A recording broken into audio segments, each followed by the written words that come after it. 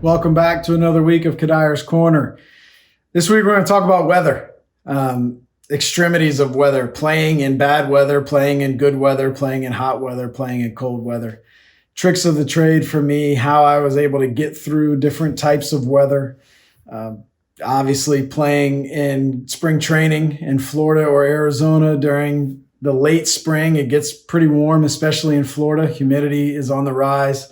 And then to immediately go from 90 degrees, 92 degrees with heavy humidity to Minnesota playing in the American League Central or Denver playing in the National League West, a little bit of a different extremes.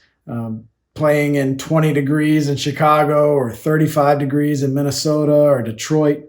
You got to be able to deal with that. Some of the tricks of the trade for me playing in cold weather, first and foremost, it's a mindset. Obviously school ball is played in March, sometimes early, late February, your tryouts and you're playing in March. And I know where we are on the East Coast in Virginia, March is not the prettiest of months of the year. Can be really cold at times, can be wet and rainy. It's a mindset. You got to play the game. If the game is played, you got to play it. You don't want to get yourself in shutdown mode. You just got to tell yourself we're going to grit and bear it. We're going to go out and we're going to play the game. With that being said, there are some things that helped me. Obviously sleeves, tights, the companies now make such good clothing to be able to prepare ourselves, and you should prepare yourself. You should wear the right clothing, whether it's tights underneath your baseball pants and the sleeves underneath. Take care of your body, stay warm.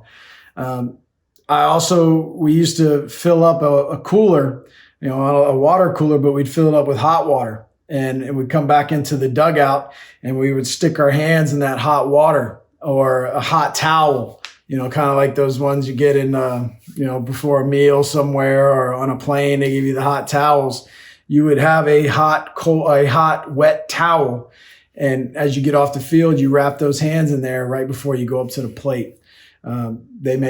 Companies make cold weather batting gloves, or even cold weather golf gloves if you need those and take to the plate. Keeping yourself warm, but more than that, just telling yourself, you know what, I've got to overcome this and I can compete in this cold weather. Hot weather is a little bit different.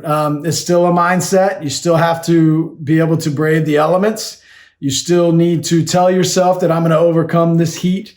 But you need to take care of yourself. Obviously, hydration is extremely important. Being hydrated prior to the game, understanding what you're going to be playing in the day before and then the morning of, understanding the weather and checking out what it's going to be like.